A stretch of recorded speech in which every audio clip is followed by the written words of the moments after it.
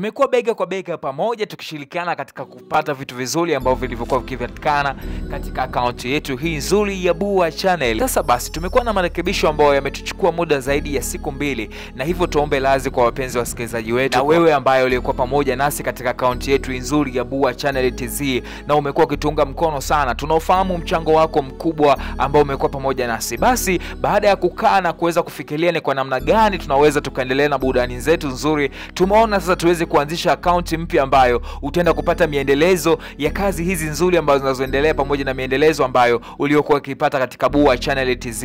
Basi mimi nikuelekeze moja kwa moja, nenda kasachi Lua Recap Movie na utaenda kupata miendelezo yote ya kazi ambazo zilizokuwa zinapatikana ndani ya channel hii ya Bua Channel TZ. Basi mimi nikukaribishe, lakini pia nimeweka linki chini hapo, unaweza kugusa hiyo linki na ikakupeleka moja kwa moja katika miendelezo ya kazi ambazo tulizokuwa nazo, au unaweza ukasearch hapo juu ukasearch Lua Recap Movie. Karibu sana uendelee kwa pamoja nami, lakini pia nipende kuwakaribisha wote ambao ndio mara ya kwanza kuweza kuingia katika account hii. Niseme asante sana kwa kuendelea kutufuatilia, lakini usisahau kwenda kusubscribe katika account hiyo ambayo inayoenda kwa jina la Lua Recap Movie.